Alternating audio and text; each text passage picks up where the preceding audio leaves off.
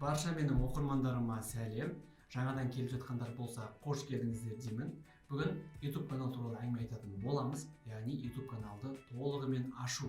Сонымен қатар ондағы кейбір настройкаларын үйретіп, двухфакторный аутентификация, бәріне қызық монетизация деген сияқты тақырыптарда сөйлейтін боламыз. Түк те қорықпаңыздар, бәрі оп-оңай, просто мен не істеймін, соны қайталап отырсаңыздар болды. Қазіргі таңда барлығы YouTube'да ақша табудың платформасы анау-мынау деп өздерінің курстарын сатып, пайда тауып жатыр. Негізінде ол шынымен де рас, YouTube'дан ақша табуға болады, бірақ тек ондай мақсатта ғана сіз YouTube каналды ашпайсыз. Өзіңіздің жеке брендіңізді дамыту үшін, мысалға сіз мұғалім болатын болсаңыз, өзіңіздің сабақтарыңызды YouTube каналыңызға жүктеп отырсаңыз болады. Дәл солай, тек қана мұғалім ғана емес, басқа да мамандық иесі болатын болсаңыз, YouTube'ды как портфолио ретінде қолдансаңыз болады. Ең алдымен сіздерге Gmail почта керек болады. Ең алғашқы сайтқа кіреміз, создать аккаунт дегенді басамыз. Толық аттарын жазасыздар.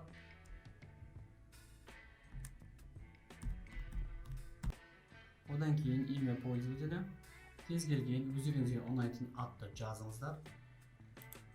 Одан кейін пароль ойлап табасыздар. Барынша өздеріңіз ұмыт қалмайтындай заметке жазып қойыңыздар, және де қиын пароль қоюға тырысыңыздар. Мына жерге осы жазған парольдеріңізді қайталап жазасыздар. Жазып болғаннан кейін кеттік ары қарай, дәлені басамыз. Мына жерге өздеріңіздің телефон номерлерін жазасыздар. Одан кейін мына жерге өздеріңіздің электронный почталарын жазасыздар, яғни резервной. Бұл осы сіздер аккаунттарыңызды қорғау үшін көмектесетін болып табылады. Яғни email-ды жаза берсеңіздер де болады, email почта. Вот мінекей почтаны жазып болғаннан кейін өздеріңіздің туған күндерін жазасыздар. Көріп отырғандарыңызға барлығы оп-оңай, өздері жазып болған. Пол деп тұр, яғни жыныстарыңызды белгілейсіз.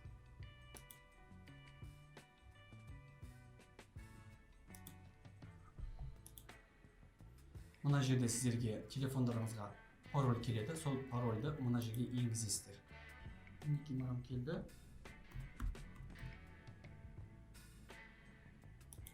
Подтвердитті басамыз. Вот. Добавить номер дегенді басамыз. Мына жерде принимаюды басамыз.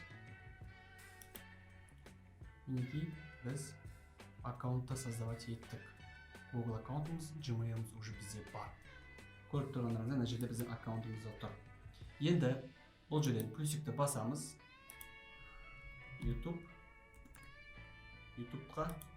іздейміз и YouTube'ға біз бұл жерден кіреміз.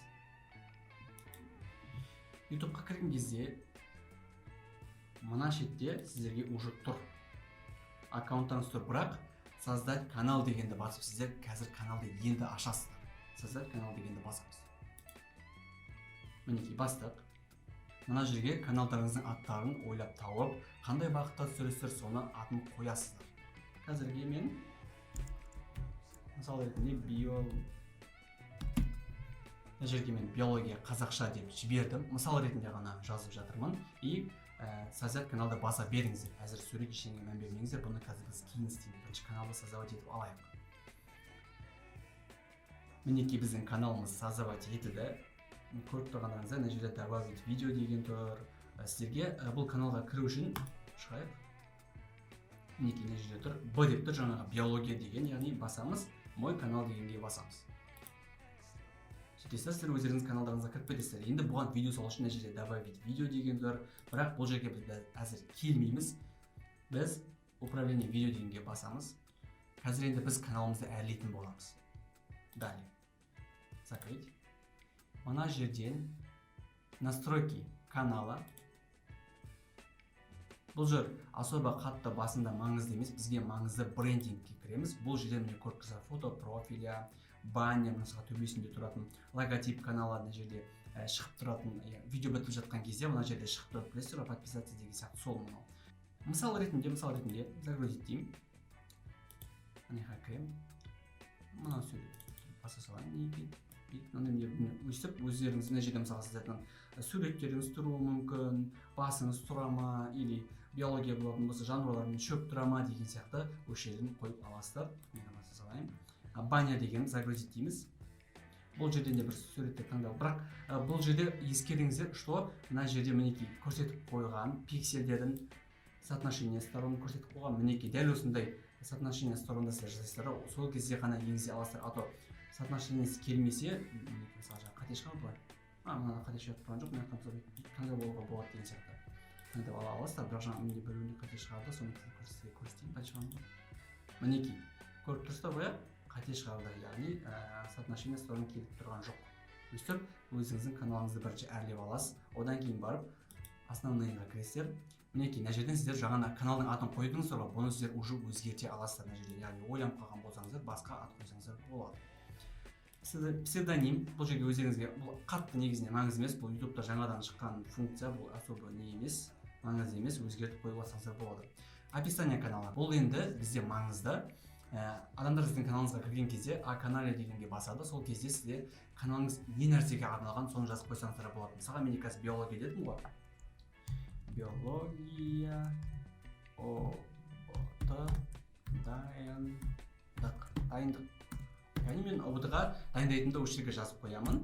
Сонымен қатар тағы не жазсам болады?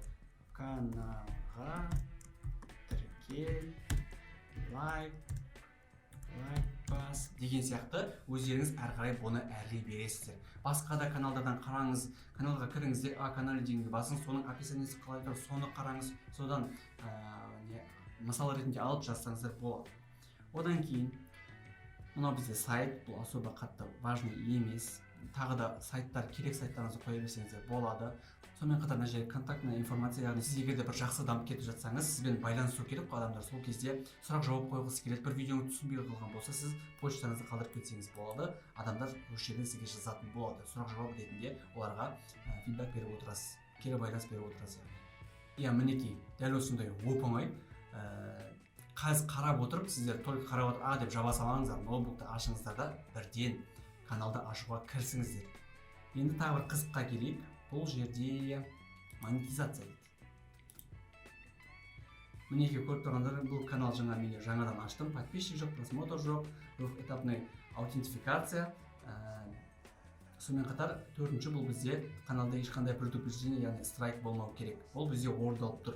Сізді монетизация дегеніміз, яғни сіз өзіңіздің видеоларыңыздан реклама көрсету арқылы ақша таба аласыз. Яғни OneFeed, бір нәрсе, Яндекс дейтіндер, мысалға сіз видеоны ашқан кезде сізге шығады ғой, пропустить дегенді басатын, сол сіздерге ақша түсіретін болып табылады. Мысал ретінде, қазір сіз осы видеоны басқанның өзінде сізге реклама шықты, мен сол рекламадан мен қазір ақша тауып отырмын деген сөз. Мына жерде бұл монетизация болу үшін сіздерде 1000 подписчик болу керек, сонымен қатар соңғы 12 айда 4000 сағат болу керек, және де двухэтапный аутентификация болуы керек. Бұны біз қазір қосамыз, бұл оңай. Включить, продолжить. Парольдеріңізді жаза саласыздар, жаңағы ойлап тапқан. Мінекей парольді жаздым. Қазір сіз мына жерде парольді қалай алғыңыз келеді, SMS-тен таңдай беріңіздер, оңай. Басамыз.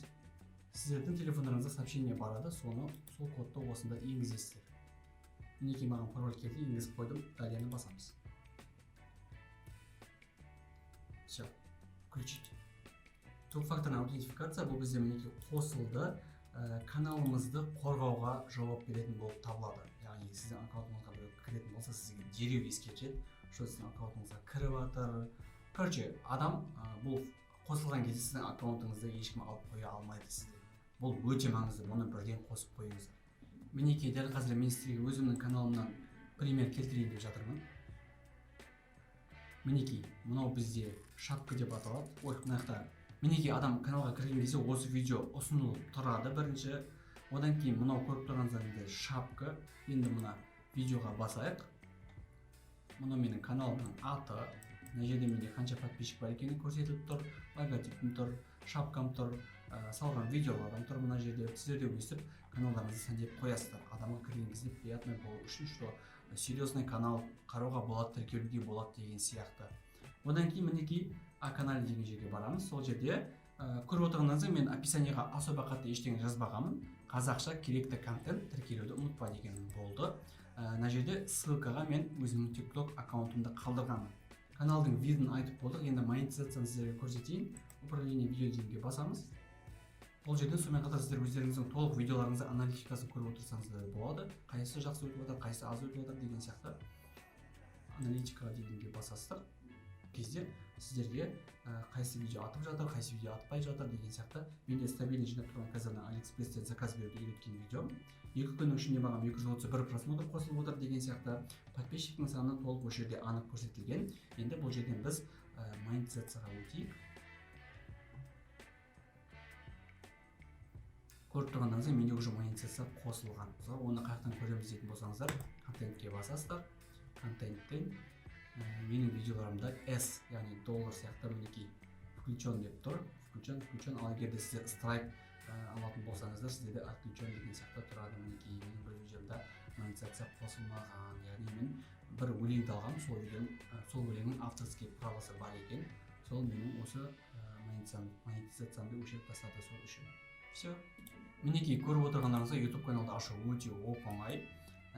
Енді келесі видеода мен сіздерге видео жүктеуді үйретемін. Видео жүктеудегі өзінің токстері бар.